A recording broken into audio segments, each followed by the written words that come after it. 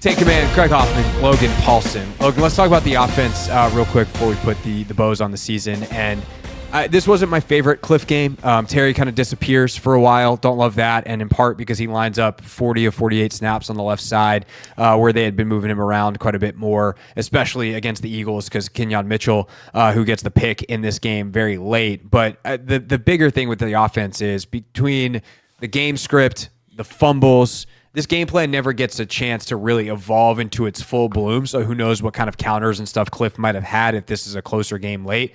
What'd you make of the offense in general and their struggles against the number one defense? But also, they scored 23. That's 7 more than anyone else was scoring on average on this defense in the postseason. So what do you make of it? Yeah, I thought they did actually like a pretty good job. And I thought, Cliff did a good job understanding like kind of where the weak spot is in the Philly defense. And that was with Zach Ertz as the tight end. I mean, he had 11 receptions. A lot of them were versus man coverage. A lot of them were on third down. And really that was a matchup that they're able to exploit. And, talking about offseason things, like what are you going to do with him, man? Like he's been such a beautiful piece and element to this offense. Like, that's something that's got to be really kept an eye on, but we'll talk about that more later. So to me, I thought that was the plan, quite honestly. It was like, we're going to get Zach Ertz in favorable matchups, and he's going to win one-on-ones. And that's a bold strategy for a guy who's, 33, 34 years old? But he did it. He's 34. He knocked it out of the park, man. He just ran brilliant routes. He gave Jalen Hurts kind of someone he could consistently turn to in big moments. And so, I understand Terry wasn't the biggest part of the game plan, but I also understand that like that's kind of the strength of the secondary is on the perimeter. If you want to kind of work an element, it's Reed Blankenship and man coverage versus Zach Ertz. And so I thought that seemed to be the moment, right? We're going to kind of motion, we're going to shift, we're going to formation in a way where that's the matchup. And I thought Jayden did a great job exploiting it. So even though Terry wasn't a piece, like that's one of the things about the offense that I've really appreciated is that they've done a good job of kind of saying, hey, like this is the person for this week. And this week it was Zach. And I thought they did a great job executing that.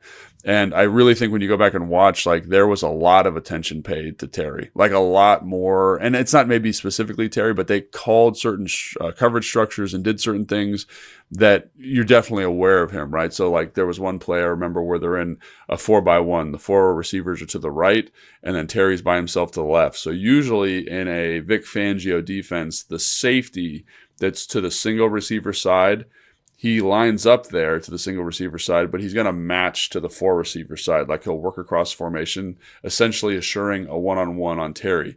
They played a cloud coverage there, which is not something that they normally do. So even though it wasn't like, let's make sure that we take Terry totally out of this game plan, they definitely were aware of his big playability and what he does on a down-to-down basis. And I also think you got to give Kenyon Mitchell a little bit of credit. Like in man-to-man situations, like he did a great job. It was very physical. Awesome. Darius Slade did a great job. And, Cooper DeJean also did a great job. So, and this is something that like we talked about it a little bit last night on the phone when I got back. But this defense is really good because they can play tight man coverage all the time. Not all the time, but a big percentage of the time. And they understand their zones, they understand how to match. And there's just not a lot of air, right? Not a lot of air for those outside receivers. And they have a pass rush they can get home with 4, and they're good at blitzing. So this was going to be a slog. And so the fact they were able to score 24 points in a relatively efficient fashion, like coming out of this game, there's not a lot of things to be positive about, but the level that Jayden Daniels played at in this game in terms of handling adversity, handling the rush, tight window throws over the middle of the field, this was big time stuff from him.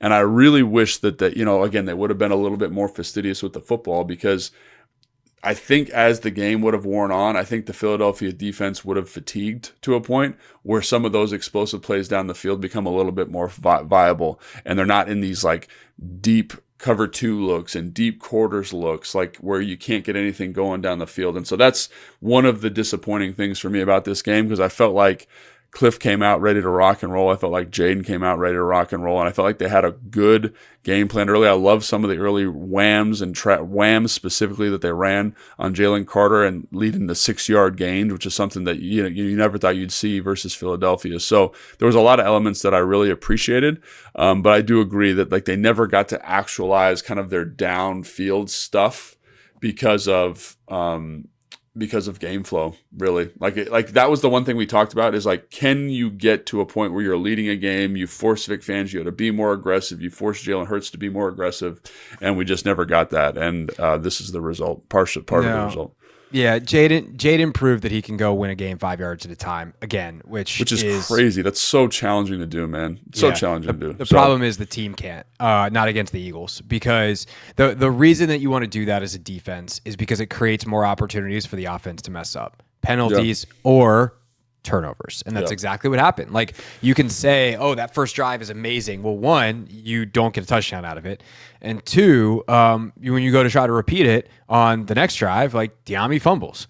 And that is not in character for Diami by any stretch, but it's like in character for why you don't play that way if you don't have to in the NFL. Is because defenses are too good. And this Eagles defense specifically is very, very good at going after the ball. Like, they are aggressive, trying to rake it out, and they find success. They have opportunities. Aaron Andrews actually had a great anecdote on the broadcast about how Nick Sirianni preaches, if a guy goes down and gets up, that is an opportunity to knock out the football. That ball is going to be loose. And so Sirianni was apparently like elated because that's a thing for him, and that's how they get the Eckler one, is Austin tries to get up and you know, the ball gets punched out because it's away from his body. It's not an easy thing to do, to get up and secure the football and stay on balance. So playing that way, preventing explosives, invites the kind of turnover variance that Washington had in this game. They've just been so tremendous this year at avoiding it. And that's the thing that's really impressive about them. And so I think if you're Dan, you're continuing to be like, you probably look back, you do a review, and you go, you know what? We're not going to do it 18 weeks, but if we can do it 17 and not have that one be our last game, like, let's just get that out of the way in week 6 next year. I feel pretty good about the operation that we have and the way we're coaching things and all that kind of stuff. Not that you're not looking to get better, but you feel pretty good about it. And then if you're Adam, you're looking at it and you're like, how do we get the rest of the team to be able to win 5 yards at a time, or more guys that can turn 5 yards into 50 yards? I was about to say. And that would be, you know, you got Terry who can do it. Diami showed some ability to do that this year, which makes that fumble hurt all the more. But like, you need more explosive playmakers, and you have money to spend, and you have a quarterback on a rookie contract, and like, that's the part that's exciting. But you know, I think it's worth pointing out that like, while Jayden can operationally do that, and that is like, it's hard to describe how valuable that is. That you can just stack decision on decision on decision on him and feel good about it. But you need the rest of the group, offensive line and skill positions, to be able to get to his level. Yeah, and I think this is, in some ways, this is the perfect scenario. And I know that sounds crazy because obviously perfect scenario is winning the Super Bowl. So maybe this is like perfect in like that this is like sub-perfect stack 2, right? Or whatever we're talking about. Yeah. But I think when you look at this season, man, what a blessing. Like, just incredible, incredible level of competition, incredible level of brotherhood. It brings the city back to life. The football is there. But it also, to me, is so fitting that this loss happens versus this Philadelphia team, because it shows you exactly what you need to do, right? You need to get someone on the offensive line who can consistently win a one-on-one versus Jalen Carter. You need to get a receiver or an explosive playmaker, whatever it is, tight end, slot receiver, who can win consistently versus man-to-man coverage and can help you find these explosive plays down the field, right?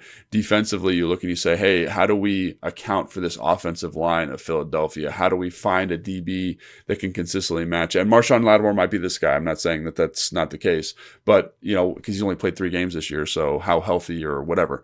But like that, these are the things now that you go into the off-season saying, if that's the peak of the mountain, what do we need to do to get there? And I think that that's something that's so fantastic for the organization, because it leaves this salty, disgusting taste in your mouth. And you're like, I must be dogmatically motivated to be better and find better solutions for the team. And so, because you said, like, for how awesome Jayden was this year. Like, just tremendous. Like, really, like, you can't overstate how good he was.